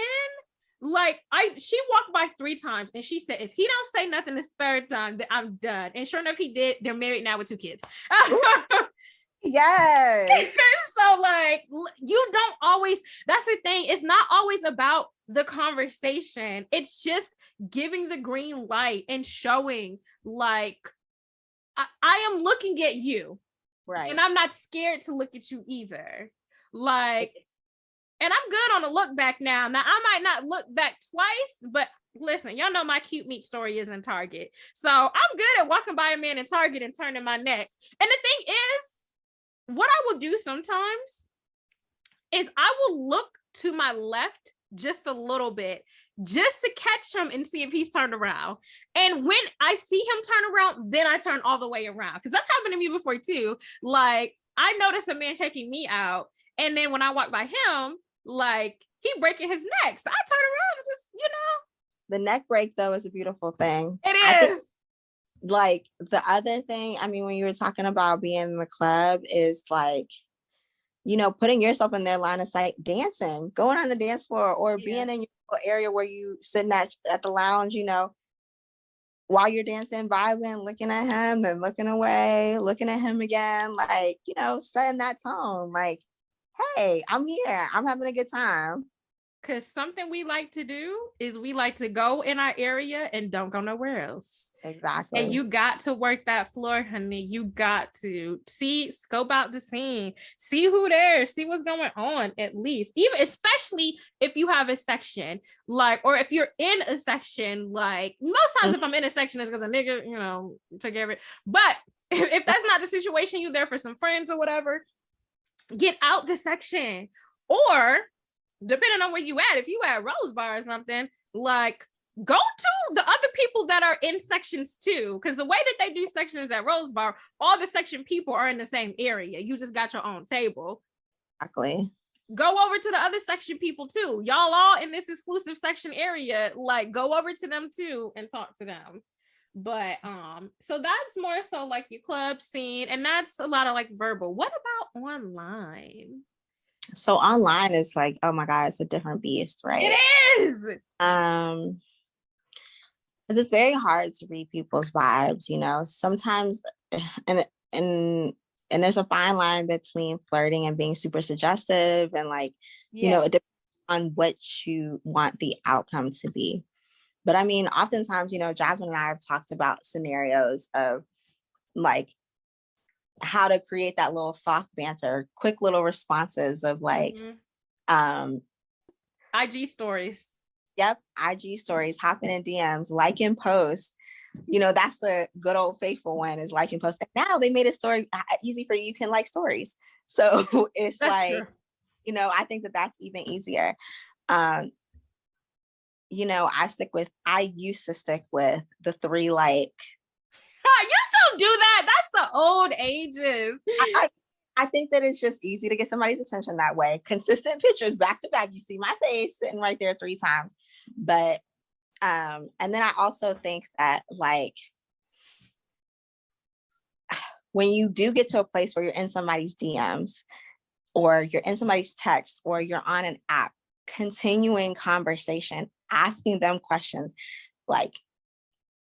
being relatable, trying to just understand what's going on with them. Because after you've been at a point where you're oh, he's cute, I'm cute, we like each other, whatever, but it's just still continuing oh, hey, did you think about me today? Or what you got going on? Or just trying to continue to be playful until you break the barrier of we're done flirting, That's a good word, is playful. I think that is a good theme for this flirting, approachable conversation.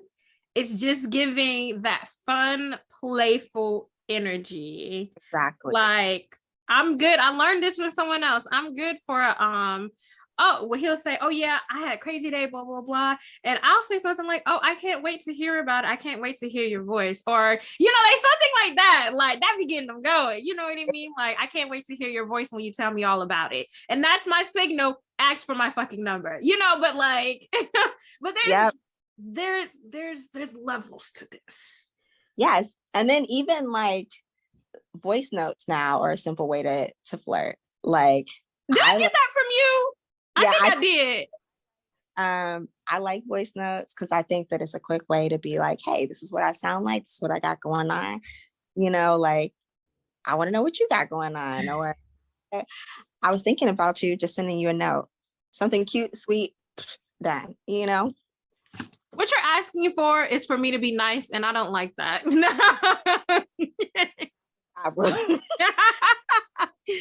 Good. Well, Jazmine always says I'm too nice. She's the me. And you know what? I've come to the conclusion that I'm nice, and I'm okay with that. But for the people who want to be nice out there, it's okay to be nice. Hey, to be nice to these men. It's just hard because you be nice to them and then they suck. Yeah, I mean, it's part of the game. Like, you win some, you lose some. Unfortunately, it's a lot of trash out there outside. And it's sifting through that. And then, I mean, also remembering who deserves all this effort for all of this flirting material, right? I'm not going to give my quality flirting vibes to everybody. When I was single, it's like, do you deserve this energy? Are you reciprocating it to me? Because it's only so much I'm going to, continue to try to create that banter with you, or create that playfulness and be kind. If you're not if somebody's not reciprocating, okay, at this point, now it's your turn to come back to me, especially in the online game, especially when you try to start conversation. It's exhausting online. Just like, I've asked you what you're doing. I've asked you about movies. I call it wasting your good flirts. I feel like I said that before. I hate wasting my good flirts on someone who's just like not answering, like, no, I'm not, or answering dry. And so in the past, I have said things like, oh, texting might not be your thing. Are you into talking on the phone? You know what I mean? I would love to hear your voice. So that is again, this is when I be trying to be nice, but that is a nice way to say, you're being dry as fuck. Let's move to the phone, but man, I struggle with that nice thing. but that really is what it is. It's like, oh, it's texting, maybe messaging is not your thing. I would love to hear your voice. Do you want to get on the phone sometime? You know what I mean? Like, I think that's a really good way to like try. But the hardest part about it is that it's effort. And Bianca knows I hate having to exert some goddamn effort. And she does. Hate. Because I just want some ROI. I want return on my investment. And it's funny because I'm not a person who, I talk about this a lot, about dating and expecting outcomes. But because flirting does not come so easily to me, and I have to be very tactical about it sometimes, like, I am expecting a fucking outcome, so I need to apply my dating philosophy. Because flirting should be you would think that flirting would be way easier for me because I'm so like whatever about dating. You know what I mean? Like for dating, I'm just like, whatever. Like, he could be my man, he could be my text friend, whatever. But like with flirting, I'm just kind of like, you better fucking like me and you better respond. And that's not the case. I think that's why flirting is so hard for me, because I just not, and maybe that's the point that we need to get to, is just like you and my other friend said earlier, is stop being attached to outcomes. But that's hard. Do you have any general flirting tips for the girls before we wrap up? I feel like this is good. I've already said the confidence piece. Leave somebody wanting more. When you are online, like, even if you're online, you're in person, engage a little bit, but leave them wanting more. That's what provide them with that experience that's exclusive to you. It can be a little bit hard, it can be challenging, but work on your confidence. Start with the averages. and work your way up to your top tier, you know. Work on your body gestures and making yourself open. Like I said, that's how you present yourself as more approachable. Whether if you're in public, you know, whether you're at a party, a kickback, small gathering, spaces, you know, body language, breaking the touching barrier, as Jazmine always says, you know, like, you know, I'm okay with you being in my space. And the last thing I would say is smile and accentuate what you have going on. If it's your hair, okay, you know, flip your hair. If it's I got a nice shape, you know, make sure that you do that look back and understand that this body is right. If you got nice boobs, you got nice titties, make sure that it's like, oh, I'm sitting up and you see what I got going on. If it's got a hand, make sure when you walk up to that bar or whatever, or you like or on FaceTime, you see that whatever it is that you have that you're confident about, make sure that you exude that for them. And just be authentic, be you, create that experience to you. Fair. One thing I wanted to touch on for the approachability piece, and this is something I just recently started doing. So I had traveled recently, and normally I always have my AirPods in. I'm just, you know, like I'm inside, you know what I mean? I'm inside my head a lot.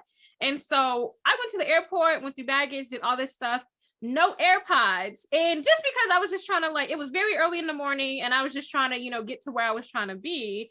But I noticed how much more I connected with the space and the world around me because I didn't have my headset in. And women joke about how we put in our AirPods just because we don't want niggas to bother us. You know what I mean?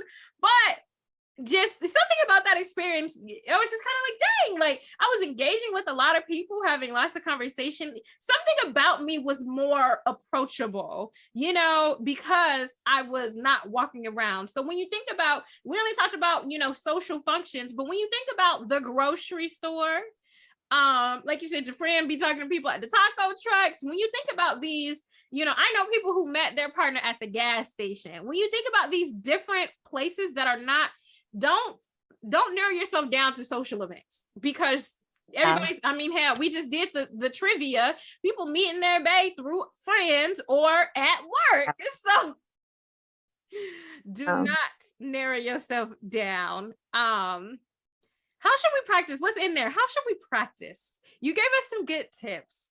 Should we like be in the mirror? You said flirt with the averages, but the thing is, I can talk to the averages. It be the hotties.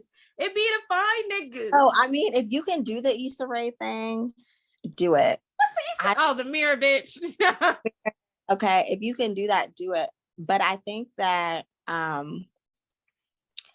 so we live in the DC, Maryland, and Virginia area. I live in Maryland, right? Go to Virginia, go to a bar there that you might not see the people who you normally see and engage in that way. And it kind of presents that area up, or go to a place that you don't normally go to. That presents that occasion for you to step outside of your boundaries and kind of present that like opportunity. Like you said, I'm out of town. I'm probably not going to see these people again. Yeah. And I'm a little bit more comfortable. Like you have to put yourself in uncomfortable spaces to grow. Unfortunately, that's what you have to do because it's not going to come overnight. You're not going to wake up today and be a flirter or be like, if that's not something you're comfortable with. A flirting machine. Yes. And we all like, I mean, you know, we all want to be in a place where we're getting the people, we snatching the people we want. I'm back wherever I want. I just look at you and you want me, but that's not how it happens. So if you can do the Issa Rae thing, by all means, do it. Sit in the mirror, practice to yourself. But to me, it's not realistic because it's like, there's no person for me. You got to get in the game. Get in the game. Just get in the game. Ask one of your single, hey, or even ask one of your friends who's in a relationship, be my wingman tonight, because you don't need to take nobody home. Right. So be my wingman, help me. Let's talk to people. Let's approach people together. Have somebody like your friend start it up for you, who might be more confident than you. Put yourself out there. Give me the alley oop, Bianca. Dang, you got it, man. We about to go out. And I'm about to be like, Bianca, I'm on him, and him. Like, we gonna do this. Okay. All right, we'll go ahead and end this segment here.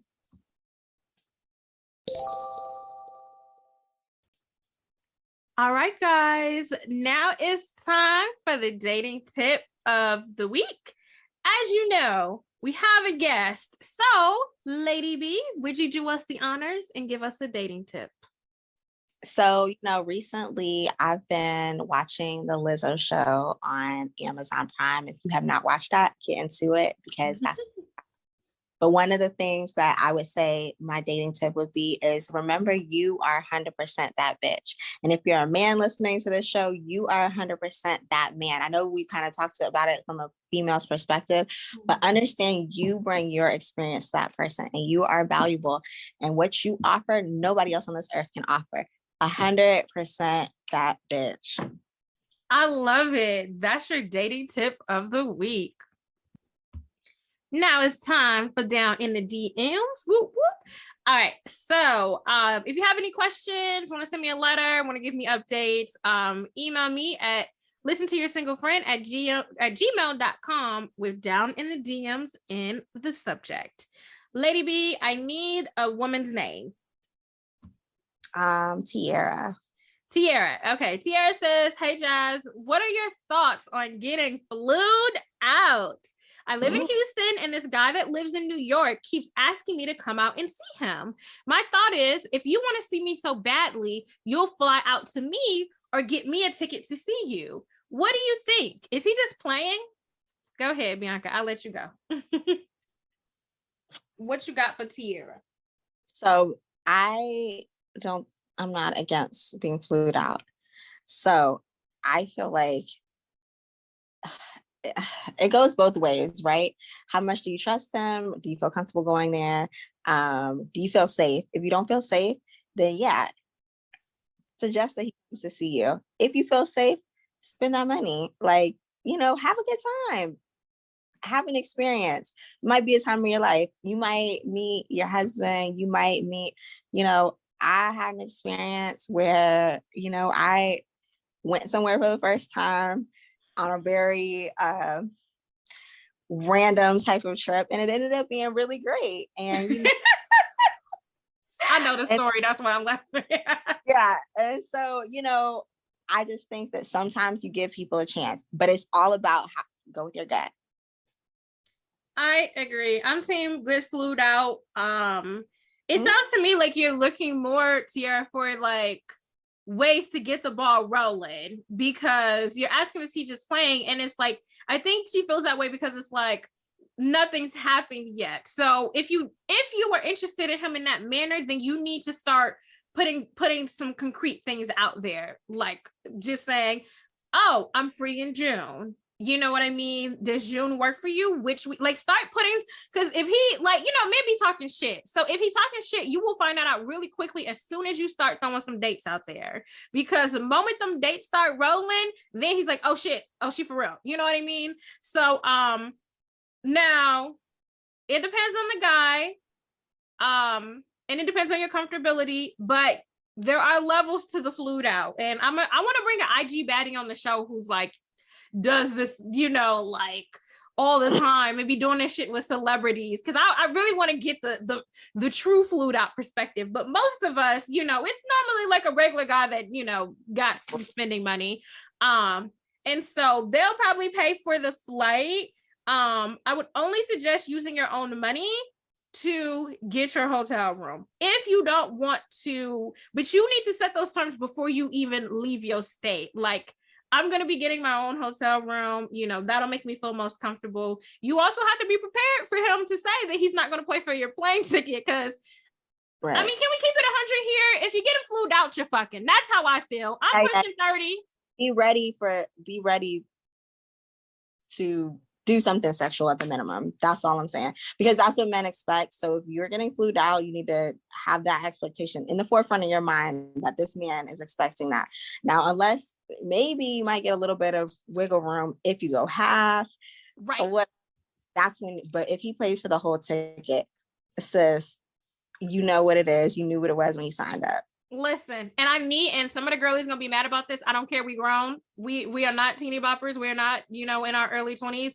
Like, if you're getting flued out, you're getting flued out to fuck. And I'm okay with that.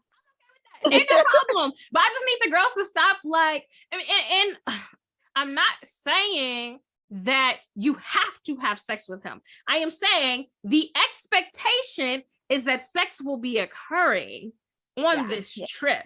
So I just want that to be clear. You don't got to do shit you don't want to do. He's not, but in theory, he is buying your vagina because he's flying the vagina there. Like, we just don't and not the for your lips to touch. So like, just understand what you're getting yourself into. So that's also why I say, are you comfortable with this man? If you do, and you could get yourself in a very uncomfortable situation, now you're feeling some type of way or whatever, just make sure you are okay with whatever may go down. Right. Yeah, I agree. And just set those expectations early. Just say, hey, I'm looking forward to hanging out with you. I just want to be clear, I don't want to, like, we going back to the same thing about putting end goals on things, and men do this too, but just say, I don't want to, I don't want you to lead you on or make you think that this is going to happen, but like, we're grown, so you got to have that conversation. You know what I mean? This is like, I'm open to it if the vibe is right, but I don't want you expecting. And every man is going to have the same response. Oh, it's up to you. I would never pressure you. I just want to hang out. If whatever happens.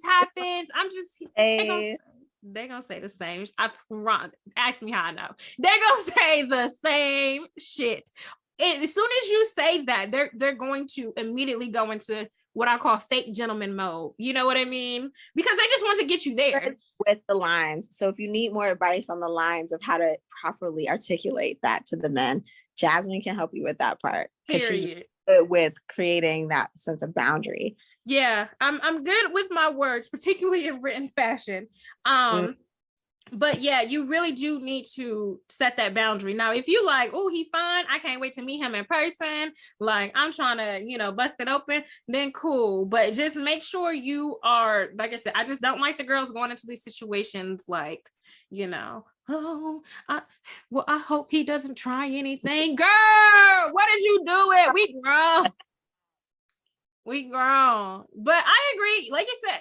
But I do think that, she's trying to Tiara wants him to get the ball rolling. So like I said, Tiara, you just got to take that initiative and just say, okay, like I said, I'm free in June. So what's good, and then, I think it's smarter to have him send you the money for you to buy your own flight. And we'll get into this when I eventually do a Flued Out episode, but you don't want these men canceling your ticket, your return home if you do get there and he's being mean or he's doing too much or he doesn't stick to the plan. He said he was going to take you out, but y'all stayed in the house all weekend. If, we've seen the tweets about it, men will easily cancel your flight. Any sort of way they, those type of guys who want to financially abuse you, they absolutely will. So make sure you have your own fucking money.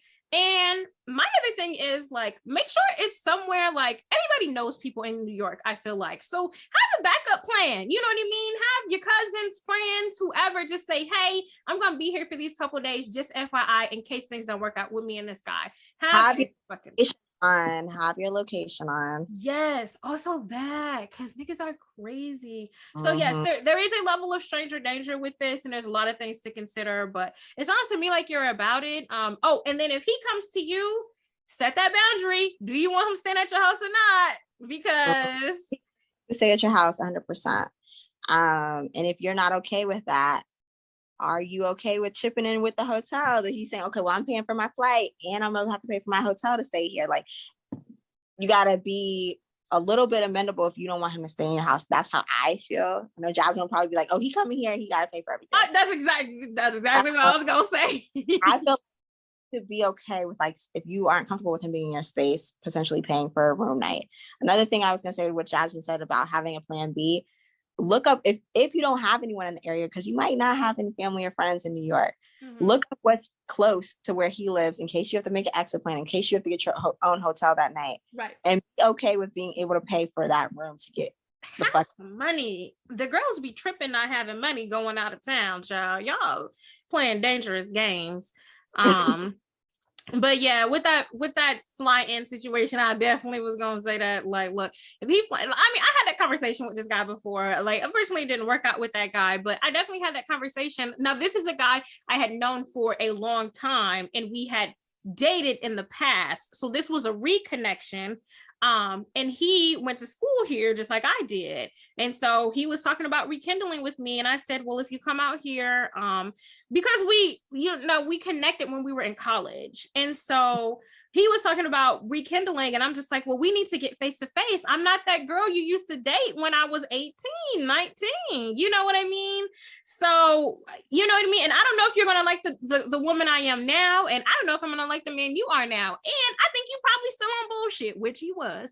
But it's like, I think you're probably still going to be on bullshit. So if you're really, really invested in this, it was more so for me a challenge for him, just a challenge, just to be like, are you really about coming out here to invest in some time with me? Now, was I gonna hook up with him? Absolutely. But and my other thing about him getting a hotel is, at the time I had a roommate, and so the hotel thing was actually for a reason, because I had a roommate at the time, and you're not gonna be staying with me and I have a roommate right now. You know what I mean? Like, no. More privacy. Yeah, I wanted him to get a hotel, so you know what I mean, like climbing walls, bitch. Like, so that now I didn't tell him that, but there was a method to my madness to making that man get a hotel, you know. And sometimes you can just tell him, you might want to get a hotel for the first night. Let's just, you know, kind of see what happens. He doesn't have to get a hotel for the whole stay. You know what I mean? Sometimes it can just be like, get the hotel for the first night, and we'll just see what happens. And if he needs to extend it after y'all hang out that first night, then that's fine. But y'all got me wanting to get flued out again. To go home, he can go home. Yeah. Like, so that's a good suggestion, Jazmine. Yeah. I need to go get my DM thoughting on, because I want to get flued out again. It's been a few. It's been a while. I mean, we have been in a pandemic, but it's brought me back some memories. All right, y'all. It is time for trivia. So, Bianca, I'm gonna read off the trivia. I'm gonna answer this on next week's episode. So you cannot answer this right now. So I'm gonna read this off for you guys. This week's trivia is: on average, millennials swipe blank hours per week on dating apps. Is it A, 10, B, 3, C, 14, or D, 7? That is the trivia for this week. You will have to tune in next week to find out the answer. I want to.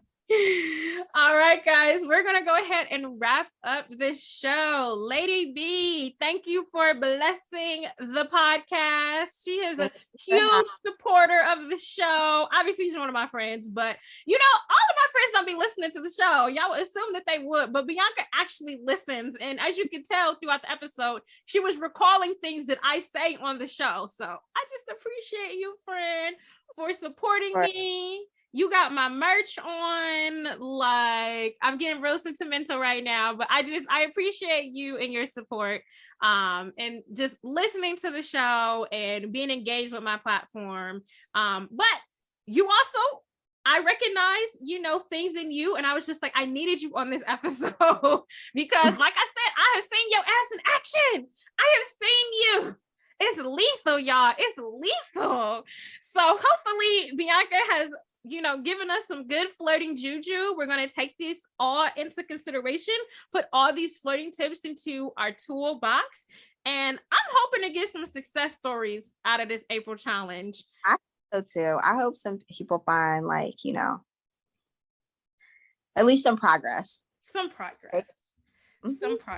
I am going to log off this episode and log on to some dating apps tonight, because I owe y'all an update. I've been on y'all ass about this April challenge, and I almost had a date this past weekend, but it was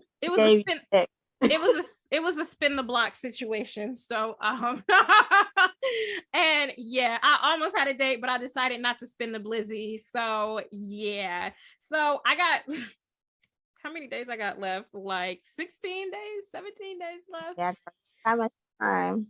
All right. I'm gonna get this April challenge. I'm gonna come back. Well, the thing is, if it goes well, I'm not gonna talk about it. Y'all know how I do. If it's a positive situation for the integrity of the men that I'm dating, because this comes up a lot in conversation, for the integrity of the men that I'm dating, I will tell y'all that I did the challenge, though. I won't give y'all the dirty details, but I will tell y'all that I did the challenge. So this is me again. Listen, y'all, I don't even know the way my dating life is set up right now. I have been dating. I am certain that I completed the April challenge. If I'm not mistaken, I completed it literally the last day or like the day before the month ended. So I wish I had an update, but at this point, it's so far away now. I really don't remember who it was or what happened. But I hope you guys finished your April challenge. As you know, if you follow the social media right now, we are in the middle of our summer bucket list challenge. Ooh, I know y'all love it, even though y'all email me and message me mean things all the time about how you don't want to do my challenges, but we get success stories over here, okay? Don't make me post my success stories again. So we are in the middle of the summer dating challenge, so please get into it, y'all. Thank you again, Bianca. Did you want to share your socials? You're a normal person, so did you want people to follow you, or you just good Lady B? So I'm International B on Instagram. So if you feel like it, follow me. Okay. All right, B. Thank you so much for coming on the show. Thank you guys for listening to this episode. Please like, rate, review, subscribe, and I will talk to you guys next time.